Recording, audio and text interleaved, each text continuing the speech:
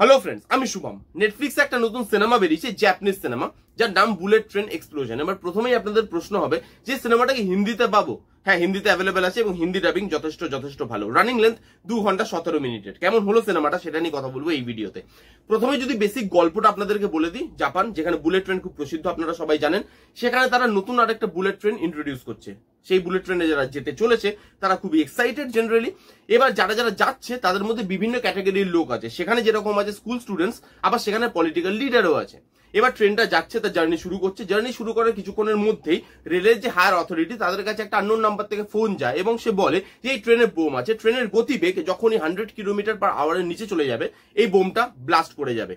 এইবার সেখানকার অথরিটি, সেখানকার গভর্নমেন্ট, সেখানকার সিস্টেম এতগুলো মানুষের প্রাণ কিভাবে বাঁচায়, আদৌ বাঁচাতে পারে কিনা, এবং কে বা কারা এই জিনিসটা করেছে, সবকিছু নিয়ে সিনেমাটা হতে চলেছে। এবার কেমন হলো সিনেমাটা? এই সিনেমাটার মধ্যে বেশ কিছু পজিটিভ দিক আছে, আবার অনেকগুলো নেগেটিভ দিকও আছে। এই সিনেমাটা একটা ভালো সিনেমা হতে পারতো, কিন্তু কিছু কারণের জন্য এই সিনেমাটা ভালো একটা সিনেমা হয়ে সবার সামনে কিন্তু আসে না, মোটামুটি একটা সিনেমা হয়ে যায়। এবার এই সিনেমার পজিটিভ দিকগুলো নিয়ে কথা বলবো। প্রথমে এই সিনেমার ক্লাইম্যাক্স বা লাস্টের 20-25 minute, it's breathtaking, outstanding ভাবে ডিজাইন করা।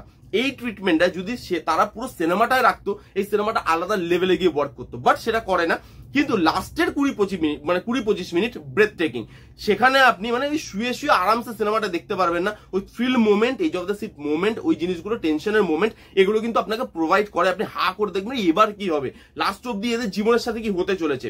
এই জিনিসটা খুব সুন্দর। লাস্ট 20 মিনিট যেভাবে গল্পটাকে শেষ করে সেই জিনিসটা খুব ভালো। ক্লাইম্যাক্সটা খুব ভালোভাবে ডিজাইন করা। তার সঙ্গে এখানে পারফর্মাররা খুব ভালো কাজ করেছে।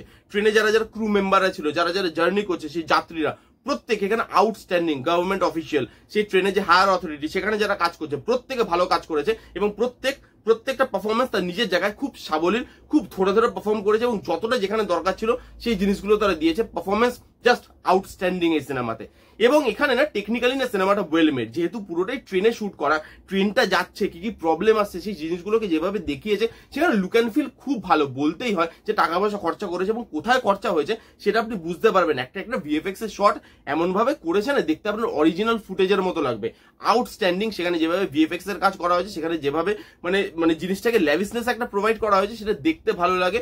আপনার মানে পুরো জিনিসটা প্রিমিয়াম ফিল দেয়। তার সঙ্গে ট্রেনের বিভিন্ন ব্যাপার নিয়ে এখানে কথা বলা আছে। দেখুন, আমরা মানে যাত্রী, আমরা ট্রেনে উঠি, ট্রেন থেকে নামি, এর থেকে বেশি তো ট্রেন সম্বন্ধে আমাদের জানা সম্ভব নয়। তো এখানে যেহেতু পুরো ঘটনাটা ট্রেনের, এই লোকগুলোকে রেস্কিউ করছে, বাট কিভাবে করতে গিয়ে কি কমপ্লিকেশনস আসছে, এই জিনিসগুলো যেভাবে দেখানো হয়েছে, যেভাবে পুরো প্ল্যানিং এর মাধ্যমে অডিয়েন্সকে দেখানো হয়েছে, যে রেলের যে হায়ার অথরিটি অফিস, সেখানে প্ল্যানিং হচ্ছে যে ট্রেন, মানে একটা ট্রেনের ডেমো, ছোট ট্রেন, সেই ট্রেনটাকে দিয়ে ভালো করে মানে একদম বাচ্চাদের মতো বুঝিয়েছে।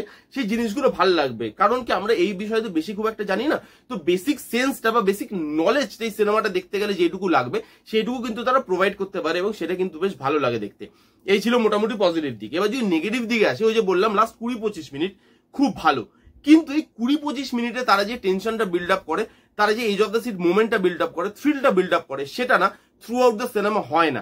এই যে একটা এমার্জেন্সি সিচুয়েশন, সেই এমার্জেন্সিটা ক্রিয়েটই হয় না, আর্জেন্সিটা ক্রিয়েটই হয় না। ভাই, লোকজনকে দেখে মনে হচ্ছে তারা প্রথমে 1 ঘন্টা এটা দেখিয়ে কাটিয়ে দেয় যে তারা বুঝতেই পারছে না যে জিনিসটা সত্যি না মিথ্যে।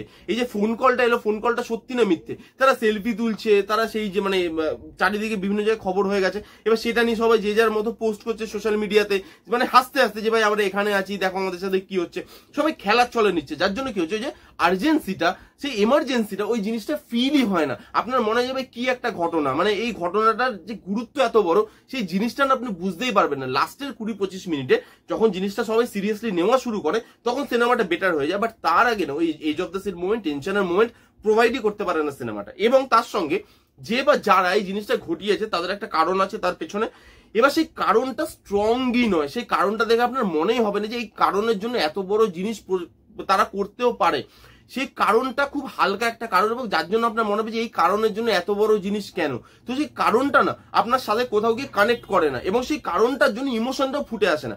ইমোশন কখন ফুটে আসবে? যখন যারা করছে তারা সেই কারণটা দেখাতে পারবে যে হ্যাঁ আমার একটা এরকম পাস্ট ছিল বা এই হয়েছিল আমার সাথে পাস্টে, তাই জন্য আমি এত বড় একটা স্টেপ নিতে বাধ্য হলাম।